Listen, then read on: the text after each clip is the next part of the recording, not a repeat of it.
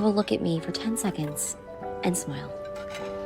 Now we get into the main plot. Gretchen just wants to be loved, you know? And not by her cousin Jason. She just wants a guy to only touch her back. So after getting ripped apart by her friends, she goes home, eats a cookie, and starts flipping through television ads. And this is where we get our first brand integration into the movie. So she gets an ad for Christian Mingle, and conveniently, out of all the ads that were playing on the TV, the only high quality one that is playing was from the company that is funding this movie. Wow, that's so crazy how that happens, you know? What a coinky-dink. And she turns it off. Yeah, right. Christian Mingle? No way, dude. She would never get an account and find a man on Christian Mingle. No way, even though that's the title of the movie. Of course that's not gonna happen. Then the worst thing happens. She checks Facebook and sees that her one friend that she thought was less marryable than her is gonna get married.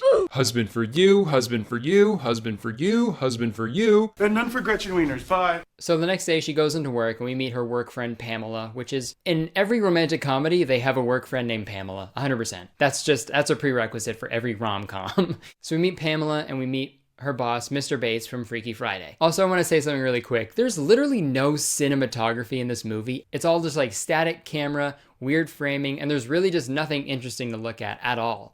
It's literally just like, here's a person talking, and now here's a person reacting. Enjoy the film.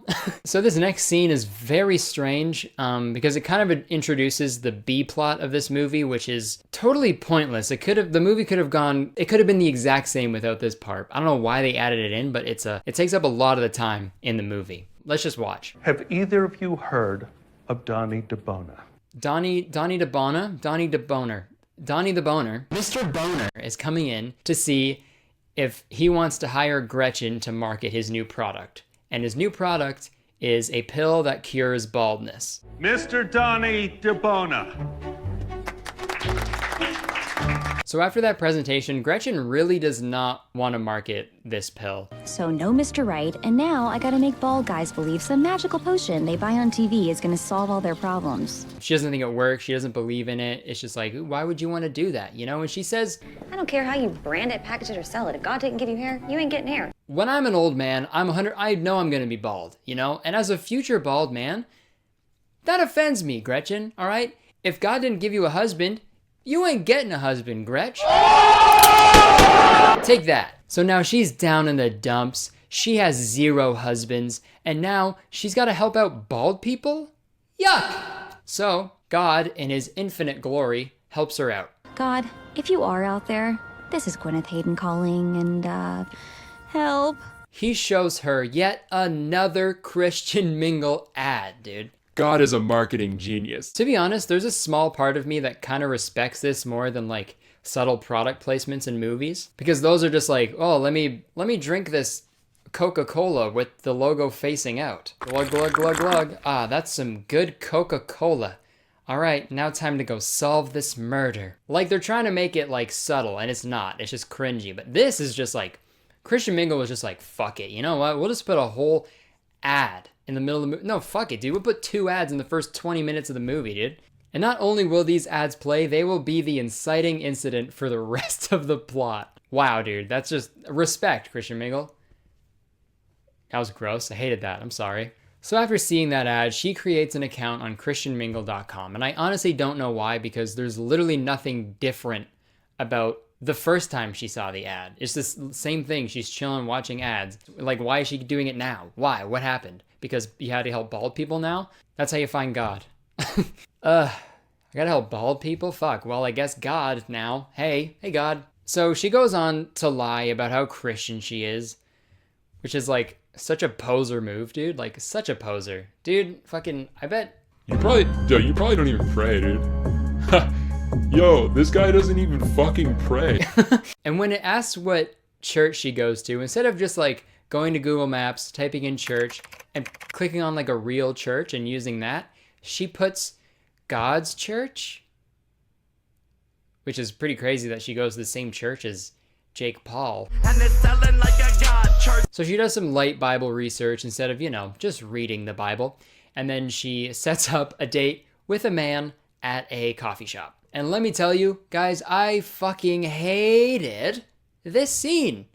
Hated it so much. This is the scene we meet the love interest of the entire movie, okay? This guy is one of the main characters, and he is the most mayonnaise Wonder Bread son of a bitch I have ever seen in any movie. Just watch this scene and you'll understand why I hated this part so much. Whoa. Okay, before we get into that, really quick, I want to say, if I look different for a little bit of the video, it's because I messed up some of the footage before. It didn't record for some reason, so I'm refilming this part, and this is why I'm wearing a different outfit and I look different. You know, but this is a good thing, because now I can wear my merch for part of the video. Link in the description. Okay, let's watch this scene. Hi, I'm Paul Wood. Gwyneth Hayden. Hi. I wish that I had an excuse for you, but honestly, I'm just terrible with time management. Should we? Yeah, sure. Is this scene my first semester in the 12th grade? Because there's no chemistry, dude. You all know that I didn't have chemistry first semester in 12th grade, right? This is a joke that we all understand. Honestly though, they're both like super uncomfortable. Oh, an entertainer. That's interesting. He's really adamant about her eating a cookie for some reason. Oh, no, I don't do cookies. That's a double chain coming quicker than a freight train. How about a cookie? And to be honest, I thought this is what the filmmakers were going for. I thought there was going to be this huge montage of Gretchen going on a bunch of dates and with a bunch of losers until she finds Mr. Right. But that's the issue when you have a company like Christian Mingle making a feature film, you know? Their brand kind of gets in the way of a good story. Because obviously they want people to think that the first person you meet on Christian Mingle is a 10 out of 10, he's your fucking soulmate, and you're gonna be with them forever. But obviously that's not the case ever. She then has another pointless meeting with Bye Bye Bald Boner Man, has a Lizzie McGuire phone conversation with her unsupportive gal pals, and then goes on yet another date with Mr. Mayonnaise. And if you thought the first date was uncomfortable to watch, holy shit, wait until the second one. So they filmed this scene of him trying to eat sushi, and I'm just gonna let it play. I'm not gonna edit it at all. This is the unedited shot from the movie. Watch.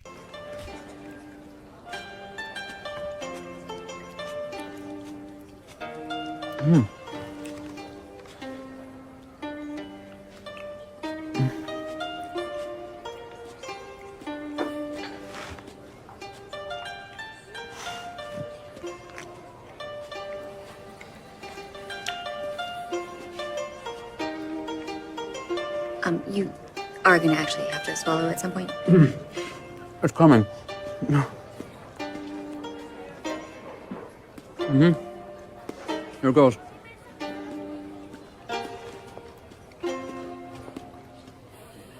Oh.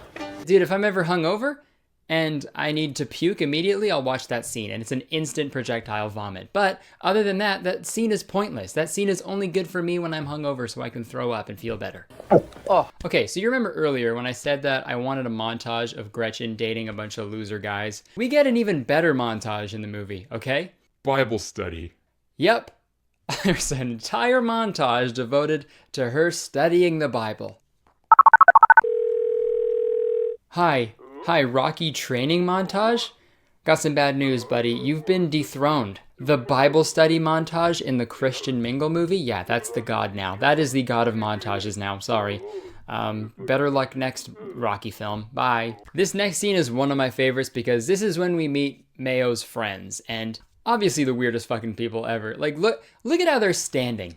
Looks like they're in a fucking character select screen in Christian Mingle, the video game. Fucking coming soon, probably. This is also when we meet Kel.